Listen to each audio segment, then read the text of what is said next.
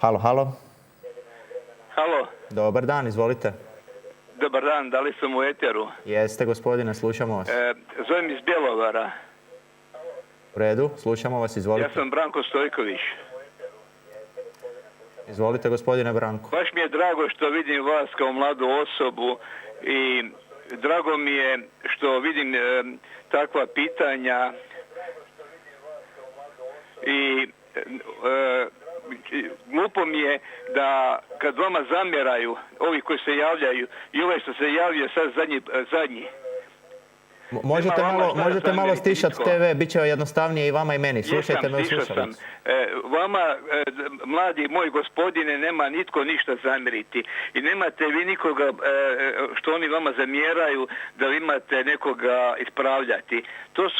Svako ima pravo na slobodu govora i mišljenja i to se treba uvažavati. Uostalom, postoje ljudi koji i danas, u 21. stoljeću, koji bi želi oni stvaraju cenzuru, znači da se sloboda govora ne iznosi. Evo, ja sam potpuno nepristran i baš mi je drago što vidim vas kao mladu osobu i što ste postavili takva pitanja.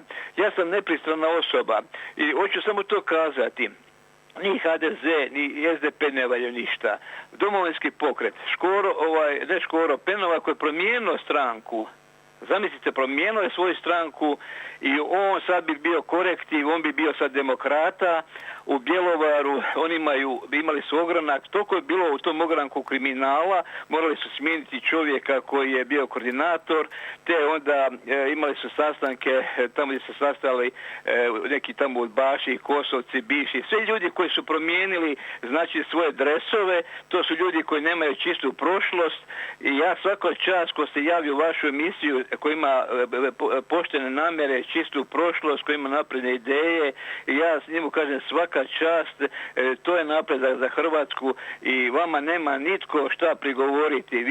Vi vodite dobro ovu emisiju, ja gledam i kažem da ste vi kao mlada osoba ok i baš mi je drago to što vidim, ali hoću to kazati. Moramo biti mi realni, da mi u Hrvatskoj nemamo ljude u politici, niti imamo ljude u bilo kojoj stranci. Dok god se ne pojave mladi ljudi koji nisu opterećeni sa prošlošću, koji nisu opterećeni pristranošću, koji nisu potkupljeni, koji nisu podmićeni, dok se god ne pojave mladi ljudi, mi ne možemo napraviti nikakvu promjenu, mi ne možemo ništa napraviti. Ti ljudi svi ti ljudi su za, kako se kaže, da maknu se svi iz politike.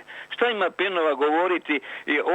Odite u Vukovar pa ćete vidjeti. Ja sam bio prošle godine, pa to je Vukovar, oni kaže mi smo napravili ovo. Ma nisu ni ništa napravili. Ništa oni nisu da taj grad napravili. Nisu napravili za bilo koji grad. Svi su gradovi od Vukovara, Knina, gradovi socijale.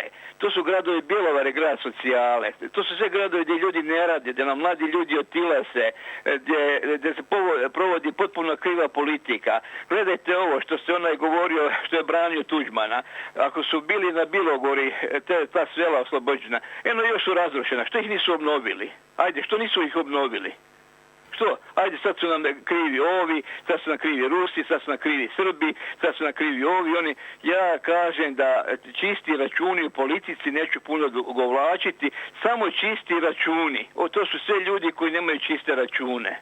I vama na kraju svaka čast što vodite emisiju i nema vam ko šta prigovoriti. Evo, gospodine, hvala vam. Hvala vam. Lijep pozdrav Bjelovaru i vama. Ugodan dan.